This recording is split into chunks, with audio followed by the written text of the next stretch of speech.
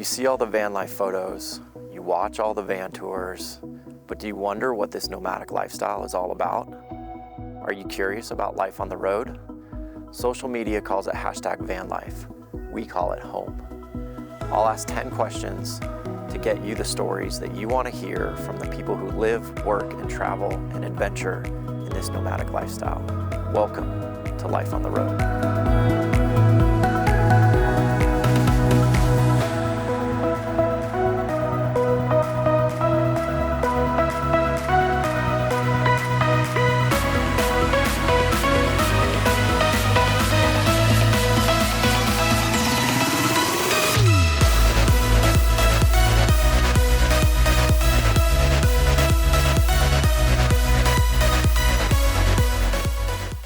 All right, good?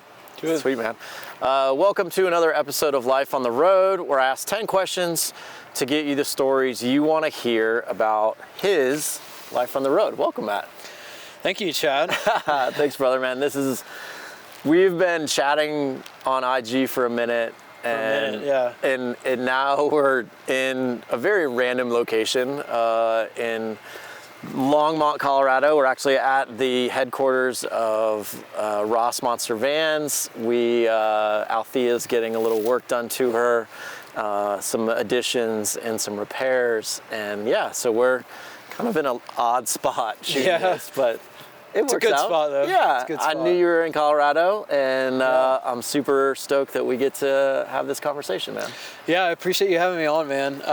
We have been talking for a minute, it's great to actually meet here, and there's no better place than Colorado, man. Yeah, dude. I mean, and again, true Coloradoan, rocking the Mellies. Melanzana, I feel like is going to be a full sponsor, hopefully someday. I'm not on the Melly today, but yeah, it's a good spot to be. Colorado's always a good spot to be. Absolutely. So, as we always start the show, introduce yourself, tell us where you're from, and how long you've been on the road, and then anywhere in between, shamelessly promote yourself. All right, cool. So yeah, I've actually never done one of these before. And it's all good. Chad's awesome, man. So my name is Matt. I got my van in February 2020. Okay. I built it all myself. Okay. I'm from Atlanta, Georgia. Okay. Another thing we have in common, a fellow Bulldog down the road. So there's some rad stuff here on the walls. National championships. Bulldogs just won the second national championship a couple nights ago. So yeah, so pretty amazing. I got this van actually in Athens from a company there. So as far as the question number one, my name is Matt. Was there any more? Yeah, where are you from? Yeah, so Atlanta. Lived in Athens for a while there. And then how long you been on the road full time? I've been on the road full time since end of March 2022. So okay. Almost a year. Yeah. Coming up on a year for sure. And then Instagram handle. Where can people find you? So the van's name is Nigel. So it's just Nigel the Van, spelled like Nigel Thornberry. Yep. Nigel the Van, all one word. Just simple like that. Nice. I could tell you how I got the name Nigel, but might have to share that at a campfire or something one night. We'll get there. We'll get there. Maybe the story will come out. We'll see. All right. Well, it's time to learn about your life on the road. Question number one. What was the beginning moment, cause, or inspiration to live your life on the road? Yeah, so the beginning moment, I feel like that's like a three-part question. Yeah. Beginning moment, cause, inspiration. It can be any one of those. Sure. It could be any one of those. So I'd say I want to start with inspiration, and I would definitely just want to shout out my dad. I know he's probably watching this. Nice. He was great. Growing up, we had a few different campers. The first one we had was just a fifth wheel Winnebago. It was just kind of garbage, but we got it secondhand from my aunt and uncle, and we kind of did a lot of reno in there together, like the couch and stuff. But I was always going on camping trips with my dad growing up, and it's just and then next thing you know, I'm in high school and I'm going camping with my high school buddies, and then next thing you know, I'm driving an HVAC van and like doing trade work, and out camping, I was like, man, I could just like build my own camper in a van. So Nice. it's kind of, I've been dreaming of doing it. I've been inspired by my dad since I was a teenager. Okay. The cause or the moment, I shopped for a van for a very long time. And you said you bought it in 2020, right? Right. Yeah. Okay. February 2020. I've So kind of like right when vehicles were hard to find. Yeah, So. I shopped for a van for a very long time, like almost since high school. Yeah. And I know a perfect one for the price didn't ever really pop up to me. Yeah. And one day I was working a job in Athens at a hotel, and the receptionist, she was like, hey, like I was in the maintenance staff, and me and another maintenance guy were going, she's like, hey, do either of you guys want to buy a work van? And like I was like, it just kind of came into my life. Like that was the moment when it just like came. I was like, you know what? Yeah, like this might actually be the one. Yeah. And I went and saw, because it was so her boyfriend's dad owned a family-owned HVAC company, refrigeration company in Athens. Yeah. And so it was kind of like before they posted it on Craigslist or anything. Nice. It was like her boyfriend's dad's business, and so I went and saw, and I actually got this van for $1,000. Shut up. The transmission didn't run. Okay. But he was like, man, I want to put a new transmission in it, but my wife wants me to just sell it and get a new one. Yeah. So he was like, he's like, yeah. So I took it, and it was kind of a family deal. Yeah. Through kind of some work connections, and I put a new transmission and this thing. It roars. It's great. I mean, it sounded incredible when you rolled up here today. I appreciate it. It was pretty awesome. So I've done a ton of work on it, but that was the moment or the moment and inspiration. And the cause. I mean, the cause is a really broad part of that question. I feel like there's so many causes nowadays with how rent and mortgage costs and cost of living APR, in general. Everything is just a big mumbo jumbo of numbers on a screen, and this just really simplifies it, especially when you're just a single dude. And, so that's a big cause for me. Is it enables you to actually get to those places that are very special, that are coveted by landlords and what have you. So that's how I'd answer that. I love it, man. I absolutely love it. Question number 2, what has been your experience with other fellow nomadic travelers while living your life on the road? Yeah, so I was telling you earlier, it's definitely a community. We definitely agree on that. 100%. People are really friendly for the most part. I've very rarely had an issue.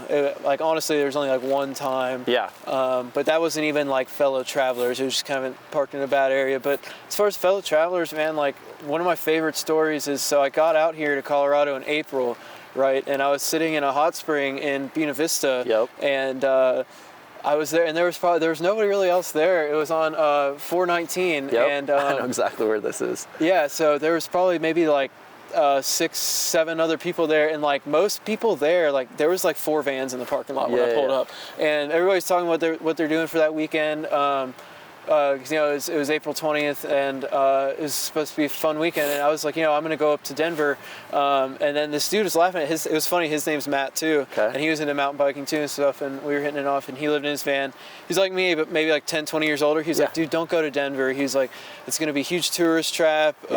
He's like, what you need to do is you need to come with us to Loveland Pass. He's like, we're gonna have a little small get together up there. Nice. And he's like, I go up there, man. There's definitely a few vans up there, and like people are snowboarding down the back of the mountain, and like this is right when I got to Colorado, and I thought it was really cool that I was just hanging out in hot springs with these random nomads, and this guy's like, and then he's telling me like these little secrets about like places to go mountain biking. He's like, oh, Crested Butte, man, Crested Butte.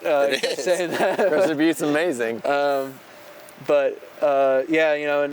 I haven't seen that guy since, but that was so fun, man. I drove from Buena Vista up Loveland Pass, and that was actually when I hit 200,000 miles on this van. Nice. Good going spot to up Loveland Pass, like on that trip with this guy. Well, I mean, that's the thing though, like, when we talk about this thing as a community, is you can come into like random strangers and have these conversations that you learn something new. You may never see them again, but like you guys appreciate what you do. Everybody has something in common in that we live in a rig together. And then you share information, you share details, hey, check out this place. I know this great spot, that type of thing. So that's amazing. Question 3, what has been your biggest failure and what has been your biggest triumph while living on the road? So biggest failure, I I mean, off the very top of my head, I've only shared this story a few times, but it's part of the reason why I actually really don't drink much anymore at all anymore. Okay. Maybe one beer at dinner. But so there was one night I was at a brewery in Manitou Springs, Okay. and it was a brewery that I parked at. So I don't want to like shamelessly promote Harvest Host, but Harvest Host is great. Yeah, Harvest I don't Host know is if you ever great. used it, Yeah, absolutely have. So this brewery's on Harvest Host, and Okay. I parked there a good bit. I had a job in town at the time, working at Garden of the Gods Resort, which was just a blast. Okay. But I would park there maybe like a couple times a week, and this was the first time I parked there, like 10 minutes from my work. First time I parked there that I was the only van there, only RV. Right, and right. So I guess it was not really in the best part of town, but anyway, so I was in the back of a lot, and there wasn't like many lights or anything. The brewery closed maybe 2-3 hours before. Okay. Actually, I'm actually telling a story. I almost got robbed. I could go ahead and keep telling it anyways. Yeah. I'm this far into it. But anyways, so there's these two people. They must have been intoxicated or something. Yeah. They come walking into the parking lot, and I could hear it getting louder and louder. I'm playing Halo in the back of my van with my buddies, and these people are walking in, and I could hear, like, because nobody should have been in that parking lot. I was in the back of it, and it was like a big gravel lot. So I was like, it's midnight. So I took my headset out, and I heard this girl say, well, he should have known. He shouldn't have parked here. And I was like, oh man. So I peeled up my window cover, and that's when I saw them both kind of going, one to the front, one to the back of the van, and they're kind of circling. And so I turned my heater off, closed my laptop, and like all in one motion, I jump in the front seat, and as I take my front window cover down, I put it in reverse. I already started the van. Yeah. And they're both, as I take my windshield cover down, they're both standing in the front. Wow. And the girl's like, oh, don't leave yet. The party hasn't started yet. And like, I'm peeling off. Yeah. So that was the one time in this whole like time I've been since March, April, that was kind of nerve-wracking. Yeah. I mean, your biggest weapon when you live in a van is knowing where your keys are. Yeah. Like, No. like, That's actually knowing where they are. That's a good piece of advice that I don't think people like. Obviously, we've talked a lot about it with solo female travelers, but like anybody living in a rig, like if there's somebody like coming to your van or outside your van, having the doors locked. I mean, I think Rich and Heather, shout out Rich and Heather, that was like their biggest piece of advice, was like, know where your keys are, lock your doors. Like, it's so simple, like, it's not hard, but people forget all the time to like lock their doors. Yeah, the worst feeling you could have is, being out there and something actually happening. You could be prepared with a baseball bat or what have you, but like, you don't want to actually have to. And then like, but the worst feeling is you're like, where are my keys? How do I get are they out in my of here? sleeping bag? Yeah. So, but the story I was gonna say was the worst. What was the actual question? Biggest triumph or failure? That was somewhat of a triumph. But getting out of there safely. But biggest failure was, so I was at the same brewery. I was in there one night. I just had a couple of beers, and I noticed that they had music that night. A live musician. He actually lived in a van too. Okay. And I played drums. I've played drums my whole life, and I had my little djembe drum in the back of my van. And I was like, dude, like, can I play drums in the background, like keep a beat for you? And he's like, sure. So we ended up playing music all night. I drank way more than I thought I should. I wasn't planning on doing that, but I played music all night. And then I go back into my van, and next thing you know, I don't have like a full toilet in here. I have a nice bucket in the front, but I was a little too intoxicated to go get that bucket, and next thing you know, it's kind of all over the floor, and that's when I used one of my lifelines. I called a buddy. I was like, dude, like, this is the time. I'm gonna use the bed you always offer me. And I cleaned it up, but nice. So that was my biggest failure by far. I got it. Biggest triumph was getting to Colorado. I definitely cried. Hitting that sign, crossing in. Went through a big windstorm in Kansas. Nice. And it's kind of dangerous. Yeah.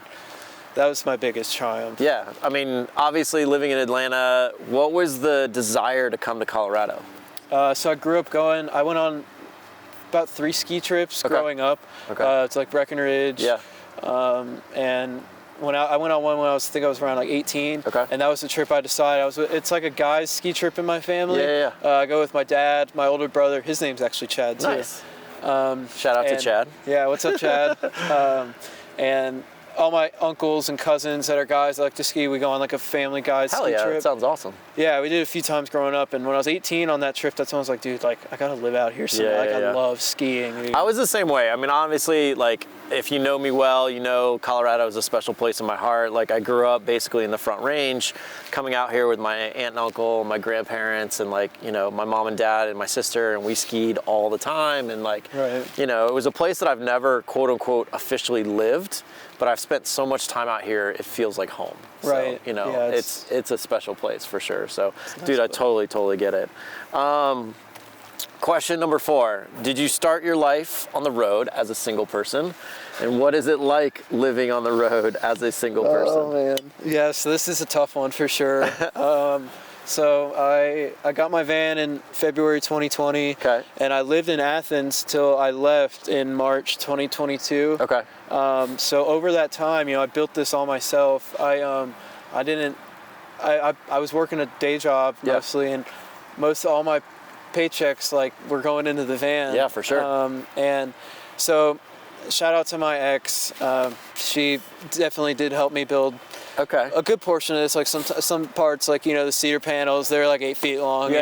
Needed 2 people. Some things need 2 people, and so shout out to her. But you know, the timing was just right and stuff, and single early, you know, Q1 2022. Yeah. And I've been single ever since I left Georgia. Gotcha. Put it that way. And I mean, so my experience as actually living on the road, it's awesome, man. I'm a big introvert, and so this summer I left Colorado Springs. I came out here with a job lined up at Garden of the Gods in Colorado Springs, which was great. I got to like sleep there and stuff. Nice. But anyways, it got super hot, and this is part of the freedom this just like gives you. Is like, it got way hotter than I thought it would on the Front Range. Apparently it was a hot summer. But and then I just like booked it to Summit County and stayed there for a while, and so that, I mean, I'm kind of rambling at this point. It's all good. It's all good. Yeah, no, so anyways, when I was single up there, like in the mountains with no cell service, not any fast food restaurants, and we're just like literally in the mountains for a couple months there, you know, you kind of like these emotions, like you face your demons whether you want to or not, and it's awesome though, because the other side of it, like you know who you are, and like so as a single person, I think this is like really, I don't want to say catered towards that, but like I feel like we live in a world that really does cater to couples a lot of the time. I get it. With rent prices. And for sure. It's like this, that, and the other. But so it's been very good for me as an introvert. I've gotten to kind of go out in nature on my own, and like kind of sift through stuff. I got you. That works perfectly. Question number 5: what is the best place or craziest place you've had sex during your life on the road? Yeah, so I thought about this one a good bit, because it's an interesting way. It's almost kind of like define sex. You can just find it however you want. Like, you know, what was that location? Sure. What was that rad spot? Yeah. So I'll tell kind of an edgy story. This is kind of like, this is almost like a campfire story. I've only really shared with like other guys, like my brother or something. But so I don't know if you were in Colorado last May. I think it was May, when there was like a big snowstorm that hit the Front Range. And I was in Colorado Springs, and so I've actually already told the story of my greatest failure where I kind of puked all in my van. I had a Mr. Buddy heater. You know, that's another conversation. But anyways, that was out, and that got discarded because it got covered in, you know. Nice. So anyways, so I didn't have a heater at the time. This was in May, and this big snowstorm hit. So I'm basically telling this my greatest story of where I didn't have sex. Got you. That's kind of what I'm. So this is the greatest story of where I didn't have sex. Nice. So I was talking to this girl, right, and she's like in the Army or whatever. Very cool, but we were out with like her Army buddies and stuff, and this sounds really bad, and like I don't want people to get the wrong impression, because I know people will see this and stuff, but I'm just being very candid and open because I love Chad and he's awesome. Here we go. So I was trying to get to her apartment that night. Okay. Right. I was trying to get into her place. Okay. We've been on maybe like a couple. We went out a few times with both our friends. Yeah. But like, you know, we've never hooked up or anything. Yeah. So, but there was a blizzard coming in that night. I didn't have a heater, so my primal instinct, I was trying to get into her apartment to get a nice heated night. Yeah. And so, anyways, I was working at Garden of the Gods at the time. I got off that night at like 8 or 9 at night, like probably like 8 at night, and the plan was to go downtown that night with her. I didn't really have time to stop by Walmart and get a new Mr. Buddy heater before going downtown with her and her army buddies. So I had to like think. So I made a decision that night. I was like, am I gonna go to cancel with her, get a Mr. Buddy heater and settle for sitting out in the blizzard in my 5-degree sleeping bag, or am I gonna chance at staying on someone's couch or you know? Anyways, so it was going great. It was going to happen. We were actually leaving together, and then her army buddies like stopped me. They're like, "Hey, like you're not going home with her." Like, they like totally. I mean, which is cool. It's a very good bro move if they're basically your brothers. Yeah. But they were like, you know, you're a great guy. We get it, but like we know what you're trying. It's not gonna happen. Like she was in tears. She was so upset that they did this. Yeah. She was like, how are you going to survive out there? So I was fine. I didn't have a heater, but I got a nice sleeping bag. And that was the worst. The worst, the moment that didn't actually happen. Yeah, so. I love it. I'll say, to answer the question truthfully, the greatest place I did have sex, I'd say, is the greatest camp out spot. I'd just say Summit County. Summit County. That's Summit County is. I'm with you. Yeah. Summit County is sex. So. I'm with you there. Summit County, I've spent a lot of time in. There's some rad spots up there. It's absolutely beautiful. If you don't know Summit County, what we're talking about is like the Frisco, Dillon, you know, Vail. Well, not Vail. Vail's Eagle, but that area is Breckenridge, Copper Mountain, Keystone Mountain, A Basin. That's Summit County. So that's as specific as I'll get about it. I hear you. It's all good. So many secret gems out there. Yeah, for sure. Question number 6. How do you make money living your life on the road? Yeah, so money is a funny topic in this world for sure. Yeah. I have a lot different view about money than most people. So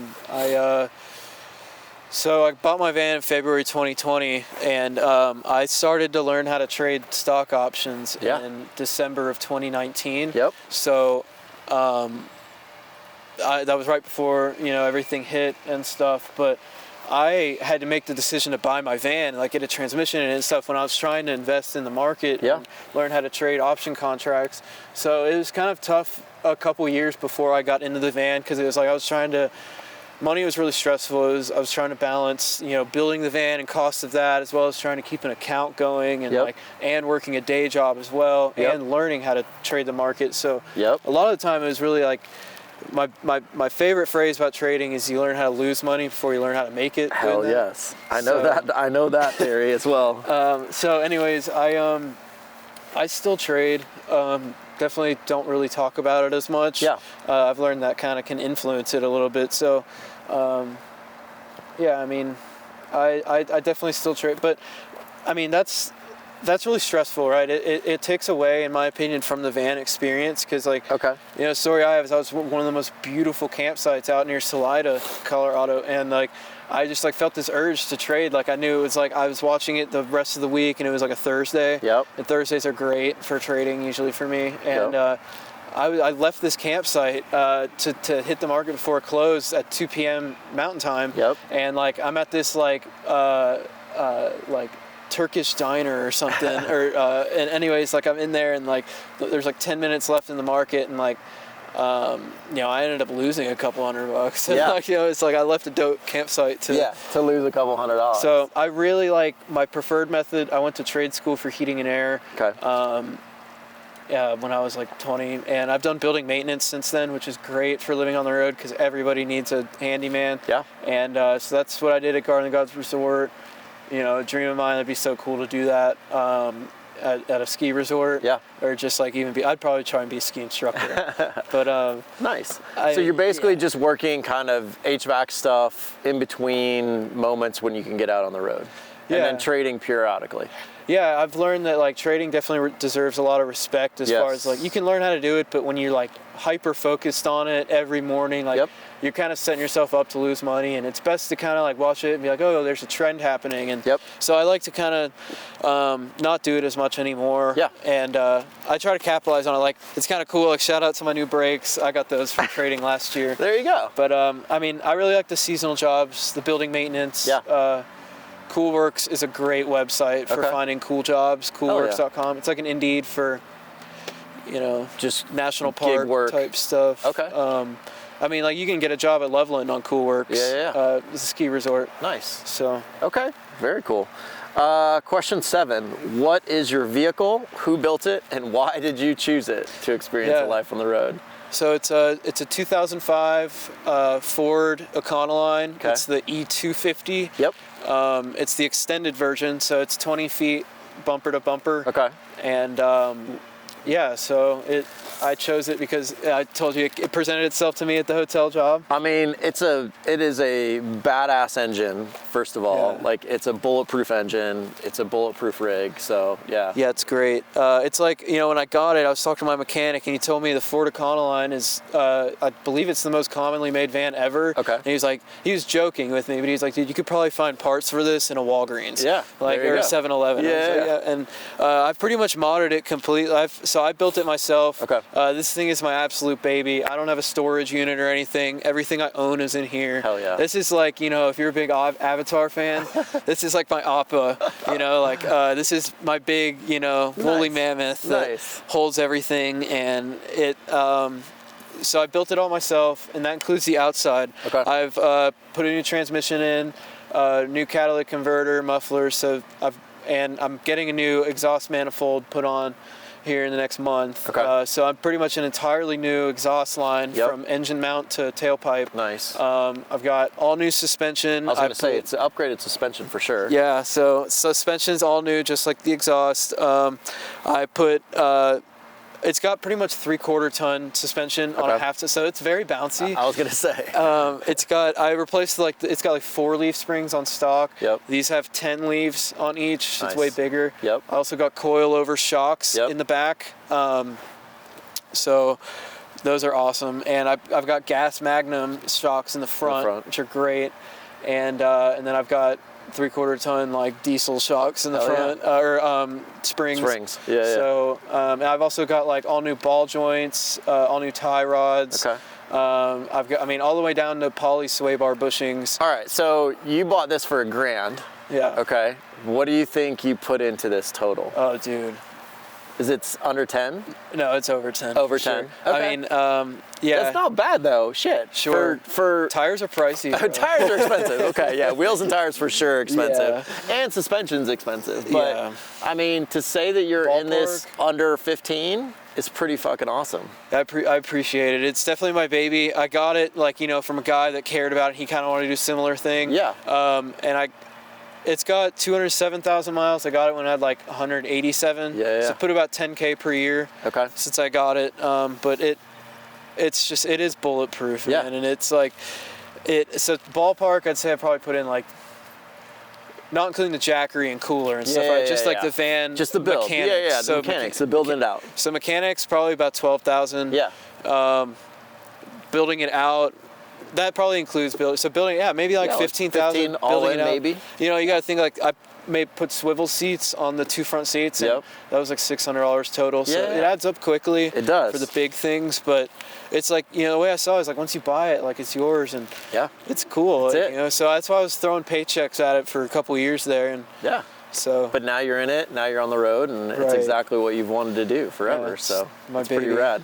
That's awesome. Question number 8. What is your best bathroom? Number 1 or number 2 story from Life on the Road? So no toilet in here. Okay. I've never used the bucket for number 2. I've never actually used it for any bodily fluids. Well, there you go. So that's good. That's good. Not even when I needed it most at the brewery. When you probably should have used it, actually. So best number. I mean, I got really used to the Breckenridge. Shout out Breckenridge.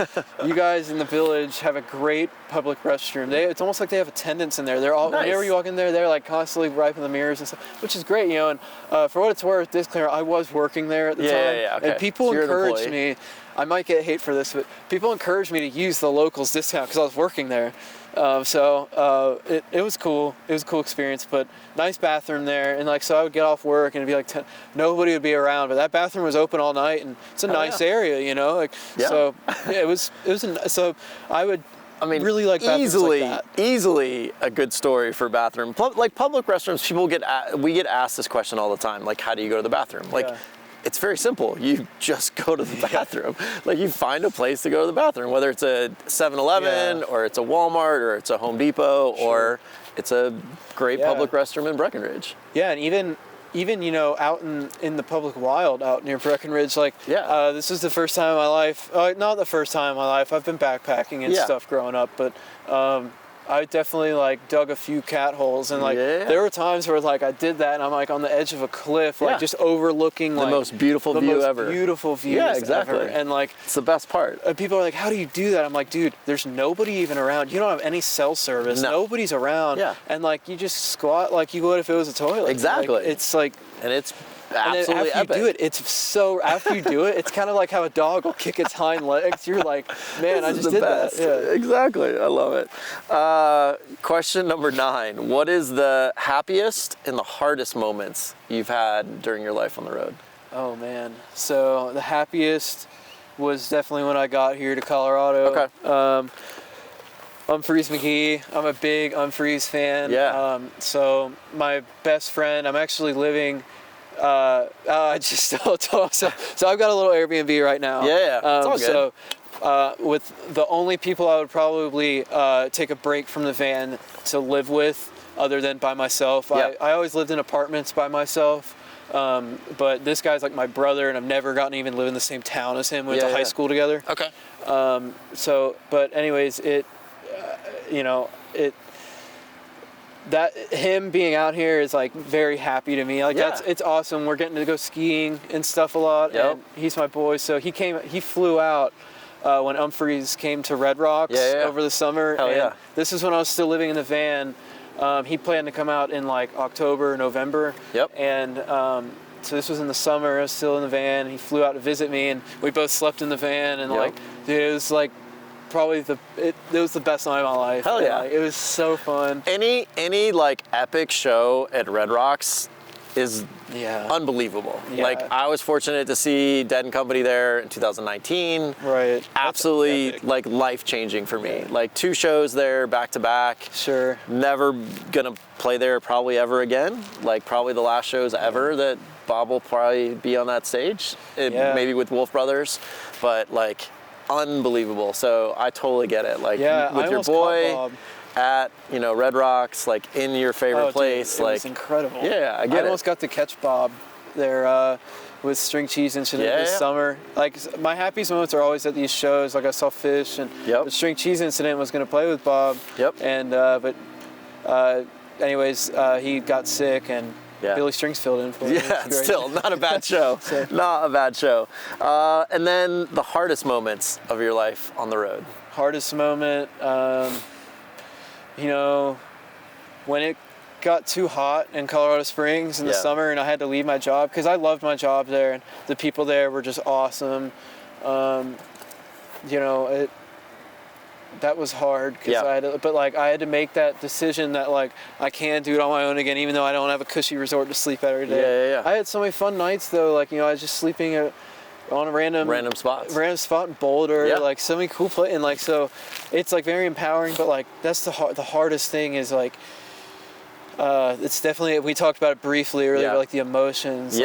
But all I see, like the side of it now that I've kind of sifted through that and lived through that hard part of my summer, it's like it's just great, man. And like, and that's the thing. A lot of people on this show reference the hardest moments as like positive. They end up being positive moments in their life. Like, it was a tough thing that I learned, I had to get through, I struggled, I dealt with stuff emotionally, and then got through it, and now it's like a good thing, you know? For sure. So it makes perfect sense. Question number 10, in your own words, define hashtag van life, and then give one piece of advice to somebody that wants to live a life on the road.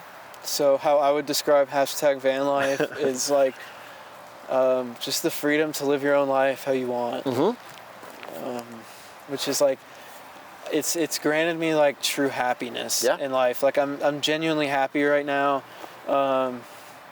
I couldn't say that a year ago. Or like, a year ago. It's coming up on a year out here in Colorado. And, for sure. You know, like I came out here. It's like I'm like genuinely happy out here to the point where like I haven't even really left Colorado since I like left Georgia. But like there's so much to do out here in the mountains. It's like a big amusement park for your van. Exactly. And so it's the freedom to do what you want, and that's how I define it for me. Like it's happiness. It's true happiness. Like it gives you the room to do that. Yeah, I think it's interesting. Like there's been so many people that have, you know, referenced the word freedom on this show.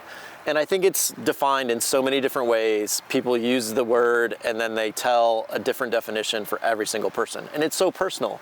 So the fact that like, again, hashtag van life again is kind of just a cheeky, you know, kind of statement, but at the same time, like it gives you that freedom to do whatever you want and to find that happiness, which is what you found, which is pretty awesome.